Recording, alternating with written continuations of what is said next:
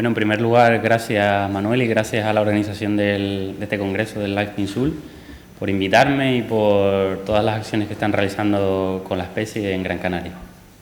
Yo les voy a contar un poco la experiencia que hemos tenido con la paloma rabiche, que es una de las 6 especies de aves endémicas de Canarias.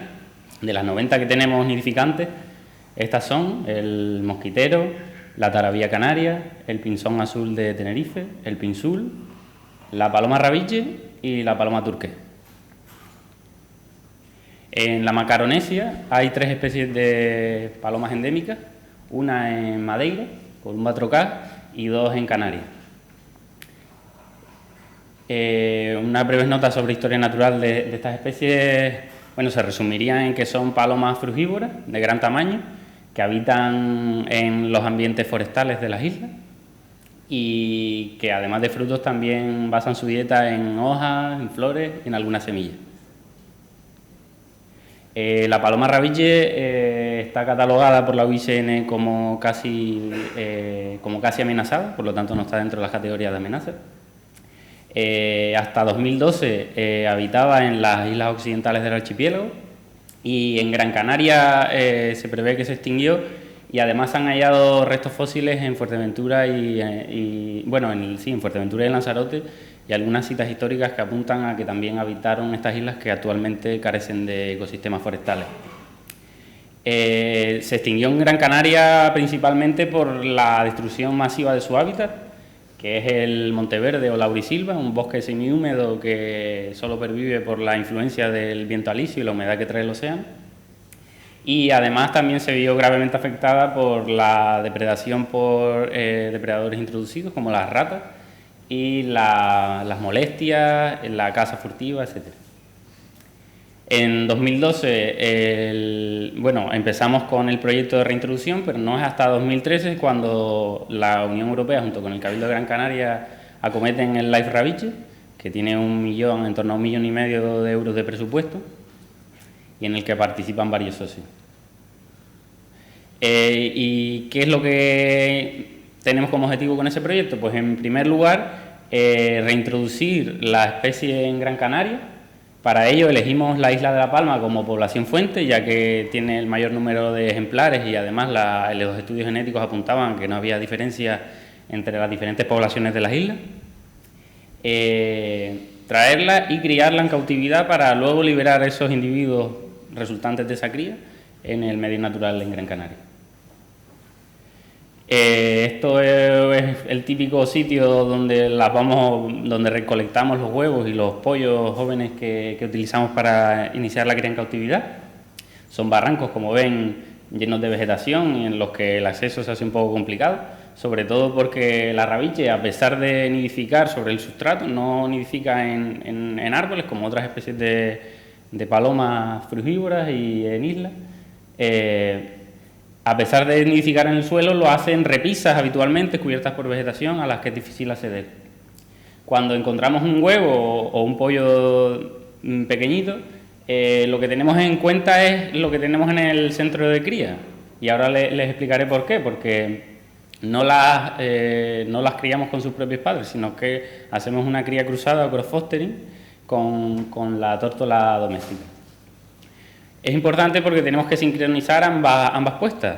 La paloma rabiche tiene un periodo de puesta de incubación de 18 días, mientras que la tórtola doméstica, la que vemos aquí cebando a un pollo de paloma, tiene 14 días de incubación.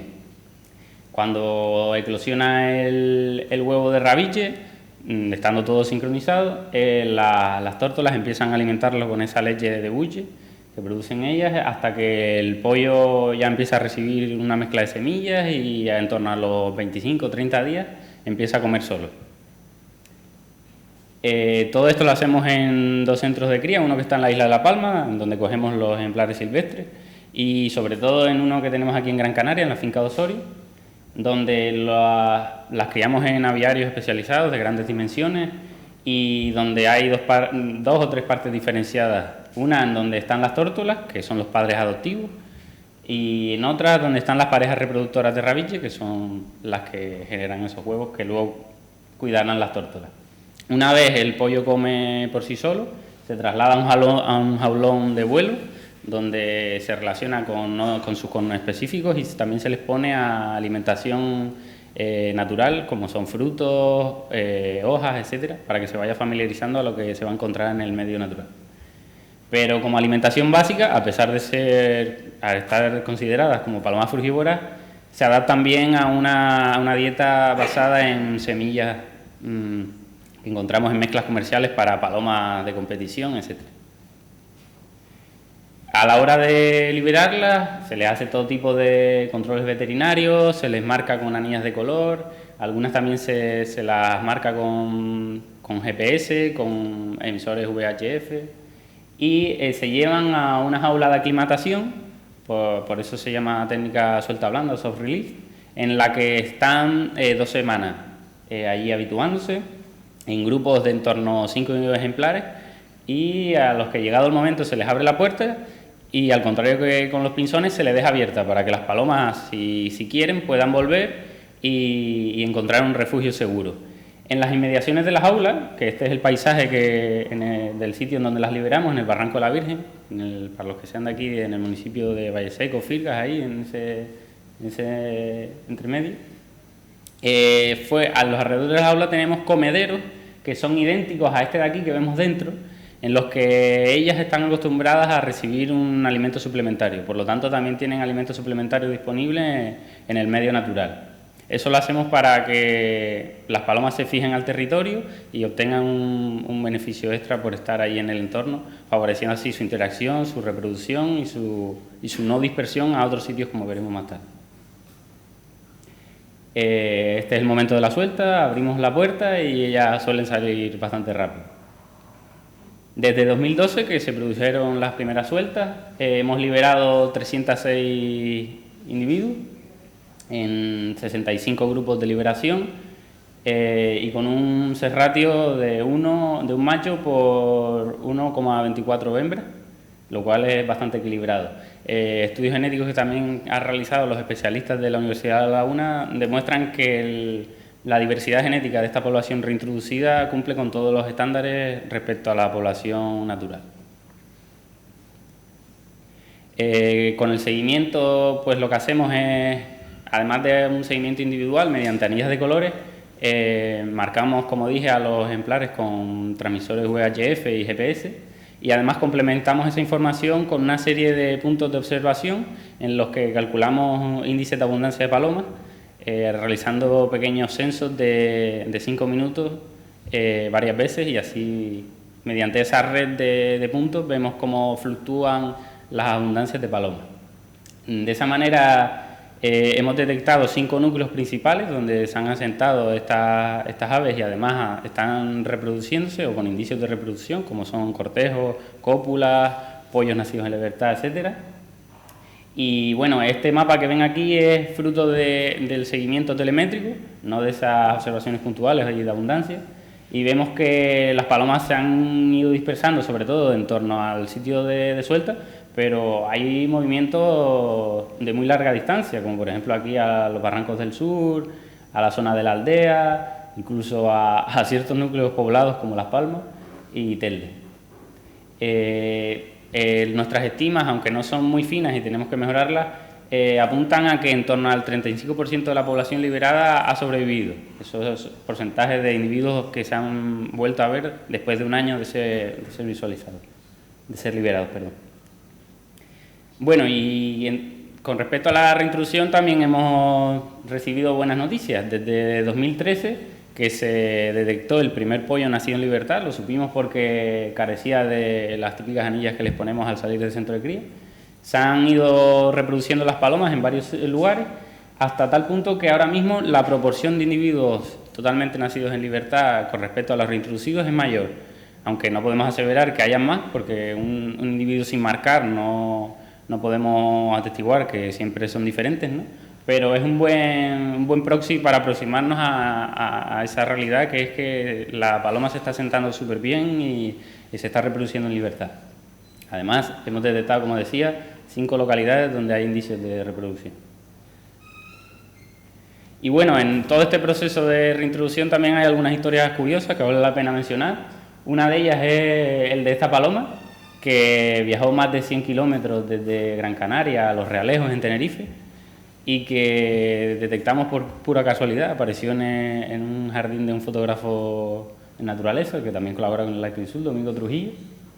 Y luego otra cosa que también es curiosa es un ejemplar que fue a parar a un parque público, un parque urbano en la ciudad de Tel, y que ahora mismo sigue allí. Tiene una historia bastante curiosa porque se marcó con un radiotransmisor, se detectó que estaba quieta en un sitio, la recuperamos, la rehabilitamos en el centro de cría y la volvimos a soltar, y volvió a la misma zona. Antes estaba en la zona de Bandama y luego, y hasta el día de hoy, sigue en el Parque de San Juan ahí, comiendo con tórtolas. Pensamos que quizás ese periodo de crowdfostering, de cría con las tórtolas, puede haberle vuelto un poco... Pero bueno, es una anécdota. También hace su labor como embajadora del proyecto ahí, así que estamos contentos. Y bueno, al margen de la reintroducción, este proyecto tiene como objetivo principal la restauración del hábitat, que es el Monteverde o Laurisilva en Gran Canaria, que, como ven en la imagen, en verde, está representada su área potencial, lo que había antes de su destrucción masiva después de la llegada de los europeos, de todas las talas que se hicieron para los ingenios azucareros, para la construcción de barcos, etc.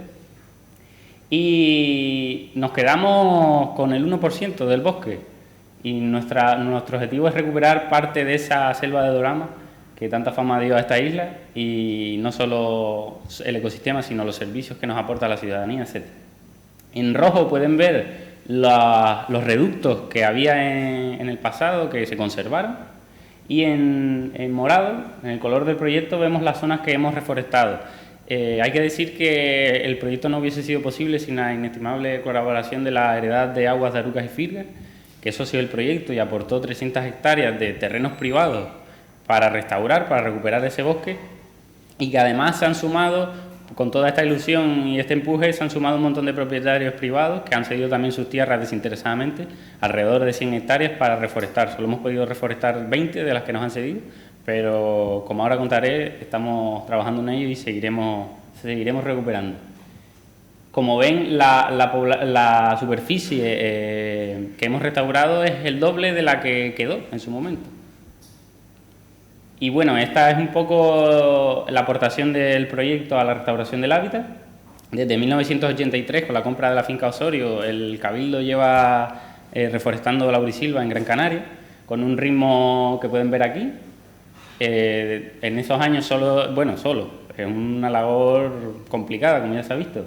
Se han logrado restaurar 400 hectáreas, pero desde que entró en juego la paloma rabiche, con todos esos fondos y con toda esa ilusión, hemos conseguido multiplicar por 6 la tasa de reforestación. Y no solo hay que valorar el número de hectáreas, sino también el efecto sobre algunas poblaciones de plantas amenazadas, como la cresta de gallo de doramas, la salvia blanca o salvia amarilla, que también es endémica de aquí y está en peligro crítico.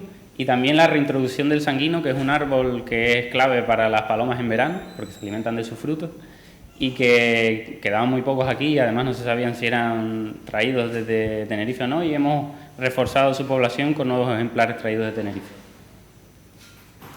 Otra posible implicación que puede tener el proyecto es la dispersión de semillas. La paloma rabiche, como animal frugívoro, se alimenta de todos estos frutos, con los que además dispersa sus semillas, o parte de ellas sí que las dispersa, y podría ser un valor añadido, ya que su gran tamaño y su ancho mandibular le permite ingerir los frutos más grandes de las especies con frutos más grandes.